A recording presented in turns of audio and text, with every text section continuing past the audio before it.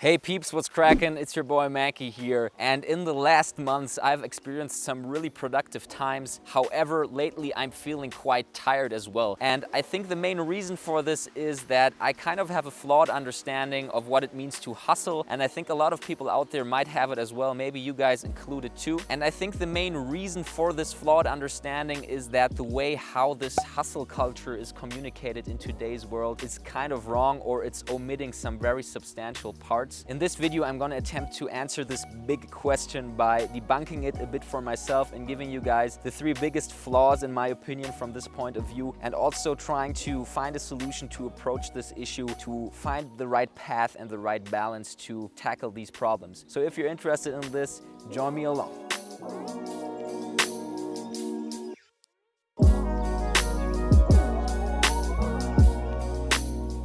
So generally speaking, I think humans thrive on productivity and on personal growth. We love to embark on adventures. We love to set ourselves challenges and to reach goals. I mean, think about it, the last time you were playing a video game or something and you really wanted to beat that boss to get into the next level or to get that piece of armor that you really wanted. And if you combine this with a higher order reason, for example, that you want to build a house for your family or you just simply want world domination, then this energy gets very, very strong. And that's the reason why people sleep 4 hours a day, read 10 books per week, or fly around the world 15 times a year. Because they have this source of energy, and it's also necessary at times if you're in low points or your business or your idea isn't working, then you have to fall back on these sources. But I think the general mindset or the general way how this is communicated in today's world, that work is everything, is kind of flawed. And in the next section, I'm going to show you the 3 biggest issues arising from this mindset, in my opinion. So the first and main problem, in my opinion, that is overlooked by today's hustle culture is that life is not one-dimensional. As my good old buddy Socrates used to say, beware of the barrenness of a busy life. And I think it's very problematic if you make your life's focus your work, because you neglect a lot of different things that also strongly contribute to your overall happiness, such as engaging with friends and family, pursuing hobbies, or even watering the plants, right? And there's a very famous TED Talk about this. I'll put the link down in the description, where he talks about this study that was conducted by Harvard University, I think over a time span of 80 years, and they really wanted to figure out what is the key driver of happiness. And they identified that the quality of the relationships the people engaged in really defined their long-term happiness. And if you start focusing only on your work, this gets really problematic, because you start to isolate yourself and also probably become a little bit egoistic, because you start to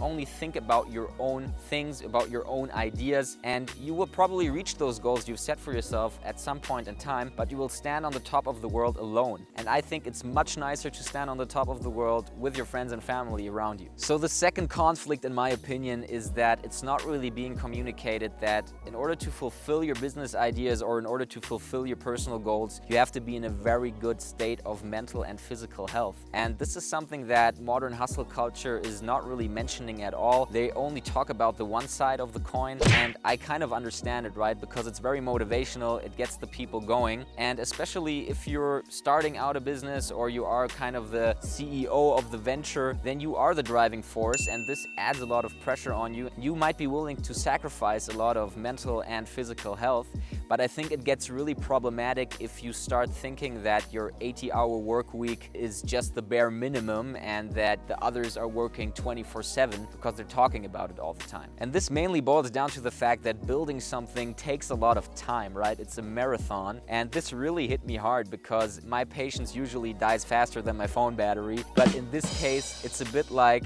that everybody is saying that you have to sprint, a bit like a rabbit, and jump on this bandwagon and run with everyone else. But actually, it's more like that you should be a turtle and you should try to find your own pace and have this steady pace but enduring pace. You don't want to sprint the first 100 meters of the marathon and then get a heart attack or something like that, okay? And this, of course, is a bit phase dependent, right? If you're starting out, then you're very enthusiastic, you're very motivated, you put a lot of energy in it, and then when you've reached a milestone, you maybe have more periods of rest. So it's like an alternating movement, but I think it shouldn't be the baseline that you are always on this 100% go mode. The third problem, in my opinion, is that modern hustle culture kind of neglects the fact that not everyone is the same and not everyone has the same ideas of life, right? And it can be very dangerous if you communicate this one way of life as the ideal state of being. It's like saying that it's the best way to eat French fries is to dip them in a milkshake, although some people don't even like it, right? And I think the degree of energy you put